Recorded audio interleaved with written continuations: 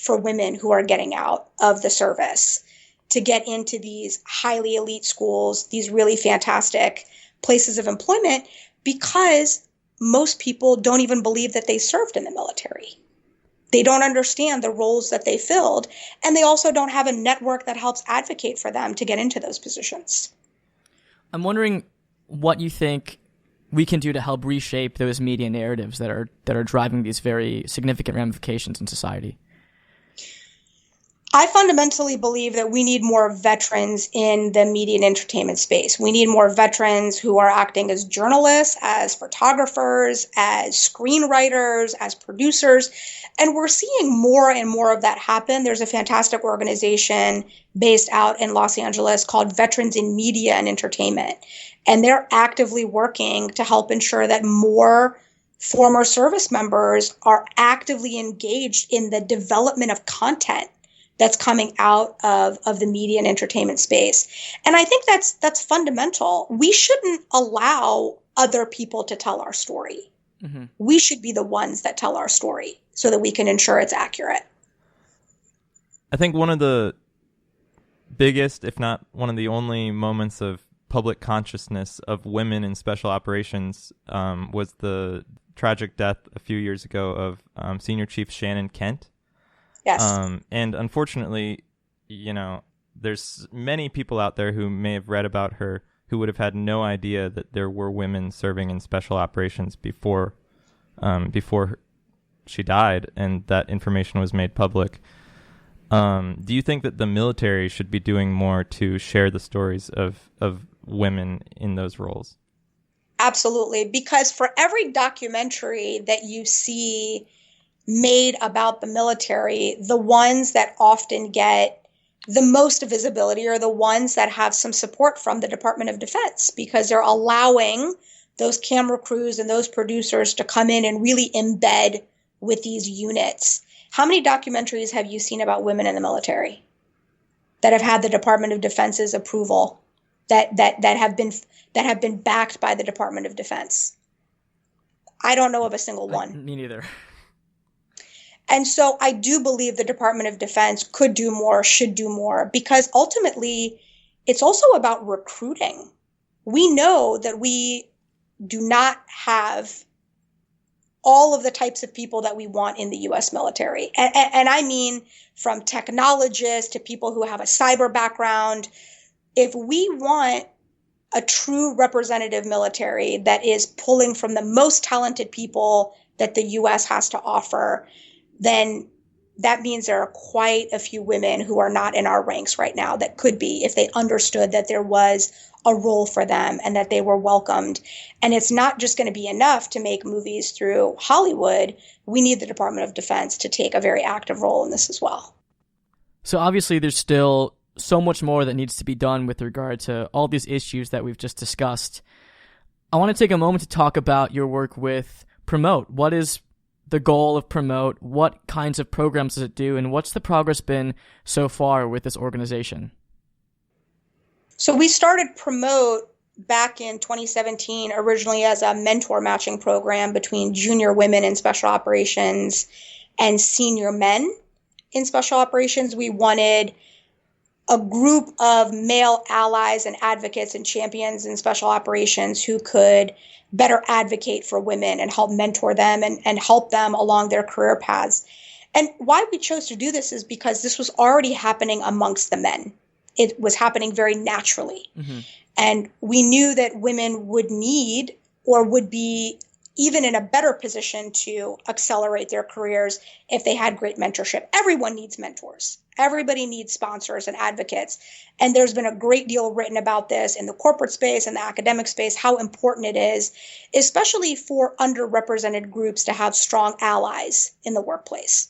So that's why we started Promote. It very quickly morphed into an organization that was being asked by members of the military to come in and do workshops on diversity, on inclusion, on how the unit or the command could ensure that it was a more inclusive place for everybody that was working there.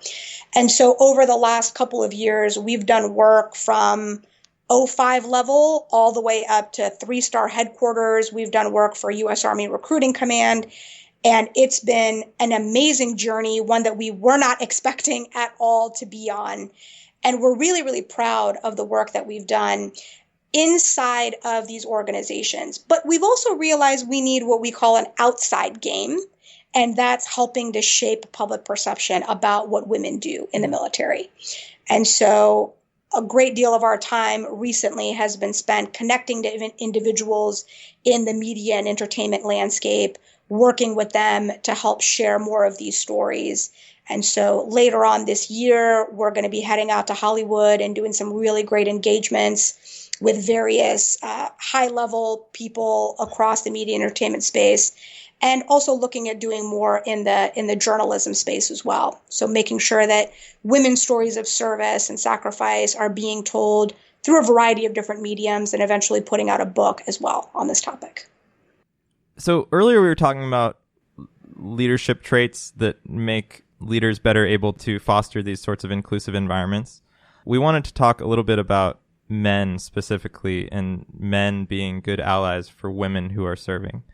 And I think there's probably a range out there. There's some men who are just really virulent sexists, and they hate the idea or they resent the idea of women serving in the military. And then there's some who are already just extremely good, gifted allies, because that's just how they are as people. And the majority of men kind of fall in the middle of that, unwittingly or not. And so for those people who fall in the middle, who they're not against women in the military, but they're just not excellent allies either, what advice would you have for them? The very first thing that I would tell them to do is to order a book on Amazon called Athena Rising: How and Why Men Mentor Women, published by Harvard Business Review, written by Dr. Brad Johnson and Dr. Dave Smith, both of whom are former Navy officers as well. So another plug for the Navy there. They wrote this book while they were at the Naval Academy as professors. And it's written not just for a military audience, but of course there are several military stories in it. It is a step-by-step guidebook on how to be a great mentor and an ally for women. Bottom line. And it's a book written from men to men. And so they are very funny in the book, but very much calling out what men think and the myths that they have in their heads about how I'm not a woman. How could I possibly help a woman with her career path? And that's just simply not true.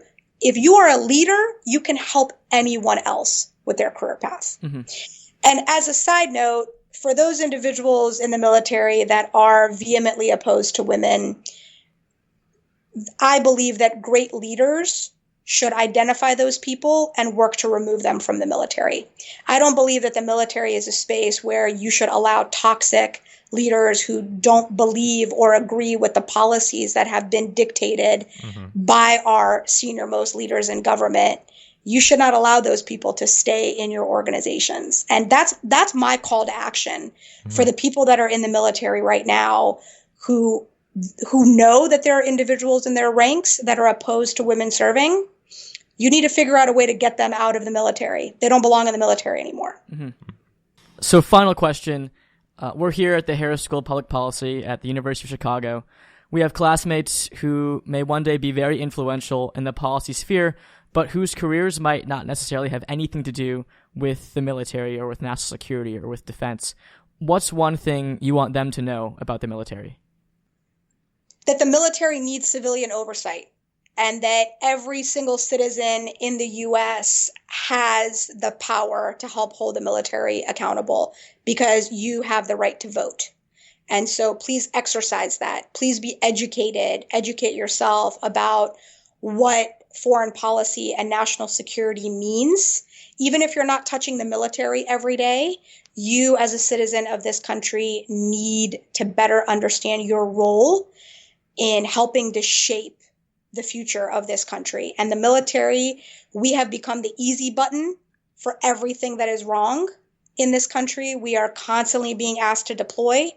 And there are other ways in which we could be creating a better, more safer global society.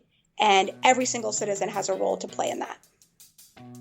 Lyla, thanks so much for coming on. Thank you for your service today. We really appreciate it. Thank you guys so much. I really appreciate it. Thank you. Thank Yeah. you. All right. Take Have a care. good Take care. Thank you for joining us today on Thank You for Your Service. If you're interested in learning more about some of the topics we just discussed, check out the Center for a New American Securities report, Dispelling the Myths of Women in the Special Operations Community, written by Lyla and her colleague Nicole Alexander. Be sure to follow us on Twitter at TYFYS_podcast, and don't forget to subscribe on iTunes, Spotify, or wherever you get your podcasts, so you'll get our next episode as soon as it's released. Thank You for Your Service is produced by Aishwarya Kumar and Tom Latanzio. Special thanks to Brianna Keeler and Tracy Logan. We record here at the Harris School of Public Policy at the University of Chicago.